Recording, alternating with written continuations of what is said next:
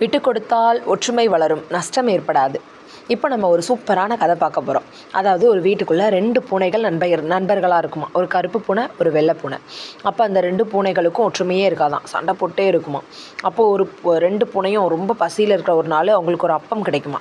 அந்த அப்பத்தை 2 பேரும் சாப்பிடணும் அப்படின்னு சொல்லி நினைப்பாங்களாம். சரிசமமாக பிரிச்சுக்கலாம் அப்படின்னு சொல்லி ஒரு முடிவுக்கு வருவாங்களாம். சரிசமமாக இப்போ கருப்பு பூனைகிட்ட கொடுத்தது சரிசமமாக பிரித்தா கருப்பு பூனைக்கு அதிகமான பங்கு போயிடும். வெள்ளை பூனைகிட்ட கொடுத்தது சரிசமமாக பிரித்தா வெள்ளை பூனைக்கு அதிகமான பங்கு போயிடும்னு குழப்பத்தில் யாராவது ஒரு நடுவரை தேடி போவோம் அப்படின்னு சொல்லிட்டு 2 பேரும் ஒருத்தர்கிட்ட கொடுத்துக்காம பிரிச்சுக்காம சரின்னு சொல்லி ஒரு குரங்கு கிட்டே போவாங்களாம். குரங்கு, நான் உங்களுக்கு நீட்டாக சரி சமமாக பிரித்து தந்துடுறேன் அப்படின்னு சொல்லிட்டு ஒரு அப்பத்தை பிக்குமா.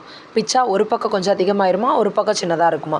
ஒன்றும் பிரச்சனை இல்லை. இப்போ அதிகமாக இருக்கிற பக்கத்துலேருந்து நான் ஒரு கடி கடிச்சிட்டேன்னா என்ன ஆகும், கம்மியாயிரும், சரி சமமாயிரும் அப்படின்னு சொல்லிட்டு ஒரு கடி கடிக்குமா, பெரிய கடியாக கடிச்சிருமா.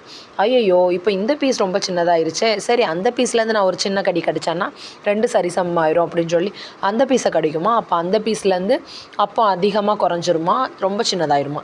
சரி இந்த பீஸ்லேருந்து இன்னொரு கடி கடிச்சிட்டேன்னா சமமாயிரும் பாருங்கப்பா அப்படின்னு சொல்லிட்டு ஒரு கடி கடிக்குமா, ரொம்ப சின்னதாயிருமா. உடனே சரி இதுலேருந்து ஒரு பீஸ் கடிச்சிட்டோன்னா இதாயிரும், அப்படியே வாயில் போட்டுருமா. இந்த பக்கம் அப்பமே இல்லை, அப்போ அந்த பக்கமும் அப்பம் இல்லாமல் இருந்தால் சரிசமமாயிரும்னு சொல்லிட்டு அப்பத்தை ஃபுல்லத்தையும் சாப்பிட்ருமா.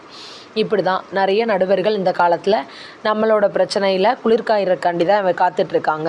ஸோ நமக்குள்ளே வர ஃபேமிலி ப்ராப்ளம்ஸ் ஆகட்டும், ஃப்ரெண்ட்ஸ்குள்ளே வர ப்ராப்ளம் ஆகட்டும், நம்மளே விட்டு கொடுத்து நம்மளே ஒற்றுமையாக போயிட்டோம்னா நமக்கு லாபம்.